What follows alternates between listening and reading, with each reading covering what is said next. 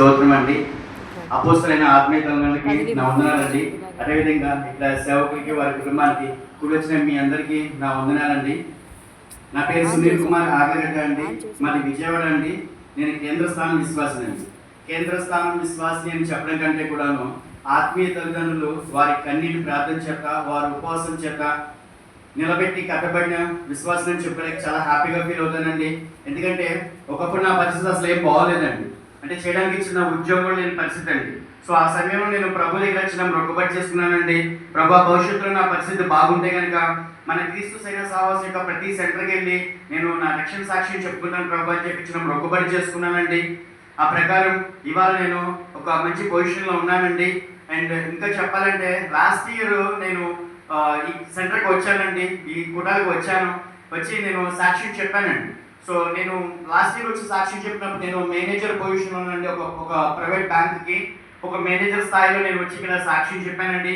ఈ విధంగా ఈ సెంటరే కాదండి, క్రీస్తు సైన్య సహవాసం యొక్క ప్రతి సెంటర్కి వెళ్ళి నేను నా రక్షణ సాక్ష్యం అంతా కంప్లీట్ చేసిన తర్వాత ప్రభు దగ్గర ప్రార్థన చేసుకున్నానండి. అయ్యా, నాకు అప్పచెప్పిన బాధ్యత నేను కంప్లీట్ చేశానని చెప్పి అని అదేవిధంగా ఆత్మీయ తల్లిదండ్రులు చెప్పినప్పుడు వారు కూడా ప్రార్థన చేశారండి. నిజంగా అద్భుత రీతిగా ఇప్పుడు ముందు నేను సీనియర్ మేనేజర్ పొజిషన్ నిలబడ్డానండి. అంటే ప్రభు వారు ఒక ప్రమోషన్ ఇచ్చి అలాగే ఒక మంచి శాలరీలో నన్ను ఇప్పుడు నిలబెట్టారండి. సో లాస్ట్ ఇయర్ సాక్ష్యానికి ఈ సాక్ష్యానికి డిఫరెన్స్ ఏంటంటే లాస్ట్ ఇయర్ నేను మేనేజర్ పొజిషన్ ఉన్నానండి, ఇప్పుడైతే కనుక సీనియర్ మేనేజర్ పొజిషన్ ఉన్నానండి. ఒక మంచి ప్రమోషన్, ఒక మంచి శాలరీ తీసుకొని ఈ విధంగా గొప్ప కార్యం ప్రభు నాకు చేశానండి. సో ఈ సాక్ష్యం చెప్పడానికి గల ముఖ్య కారణం ఏంటంటే నేను స్టార్టింగ్ చెప్పాను కదండి, ఒకప్పుడు నా పరిస్థితి బాగోలేదని. సో ఇప్పుడైతే కనుక ఒక మంచి స్థానంలో ప్రభు ఈ క్రీస్తు సైన్య సహవాసంలో అదేవిధంగా ఈ సొసైటీలో నిలబెట్టారండి. దానికి సంబంధించి ఈ సంవత్సరం కూడా అంటే ప్రతి సెంటర్కి వెళ్ళి సాక్ష్యం ఇస్తూ వచ్చానండి.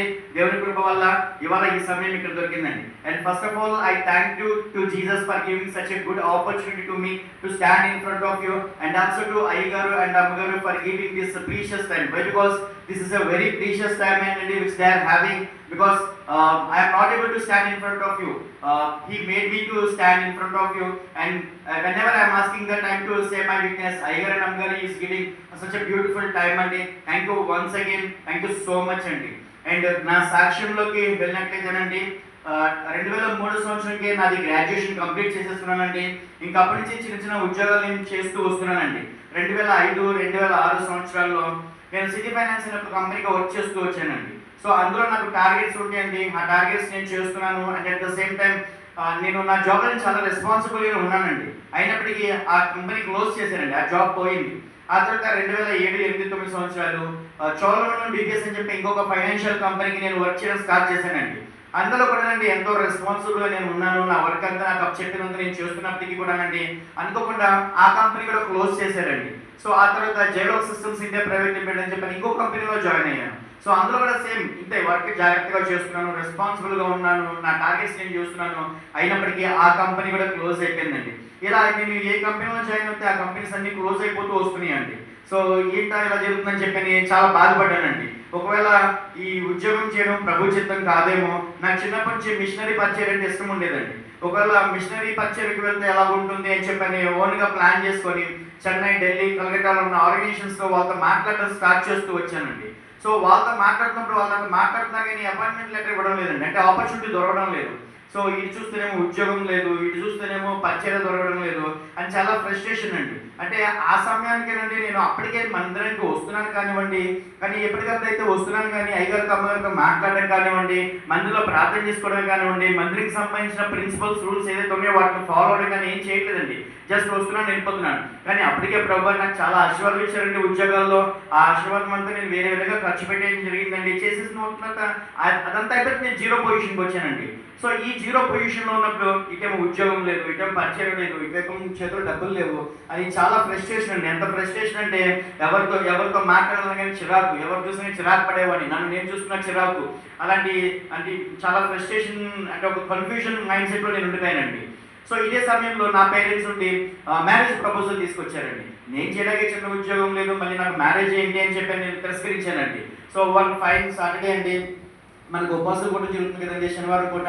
సో తండ్రి గారి దగ్గరికి, తల్లి గారి దగ్గరికి నా ఫ్యామిలీ మెంబర్స్ అందరూ నన్ను తీసుకొని వచ్చి కూర్చోబెట్టారండి. అప్రాక్సిమేట్లీ అయ్యగారు 10-10:30 టైంలో నాకు స్టార్ట్ చేయడం మొదలు పెట్టారండి. ఆ శనివారం నైట్ అంతా మాట్లాడుతూ మార్నింగ్ 5 వరకు కూడా అప్రాక్సిమేట్లీ వారు నాకు చెప్తున్న మంచి మాటలండి. అయ్యా మేము చెప్పినట్లు విను, ప్రభు నీకు మేలు చేస్తారు, నీ లైఫ్ బాగుంటుంది, మ్యారేజ్ చేసుకుని అని చెప్పి చాలా మంచి విషయాలు రకరకాల కోణాల్లో వారు నాకు ఎక్స్ప్లెయిన్ చేస్తూ వచ్చారండి. కానీ నేనైతే కనుక వెళ్ళలేదండి. రాత్రి అయ్యగారితో కన్వర్సేషన్ స్టార్ట్ అయ్యే ముందు ఒక మాట చెప్పానండి. అయ్యగారండి నా మనని వదిలేసేయండి, నా జీవితం నాది, నా బ్రతుకు నేను బ్రతుకుని చెప్పాను. ఏదైతే నేను మాట చెప్పానో ఆ మార్నింగ్ కూడా నేను అదే మాట మీద ఉండిపోయానండి. అంటే నేను ఏ మాట వినిపించుకోవడం లేదండి.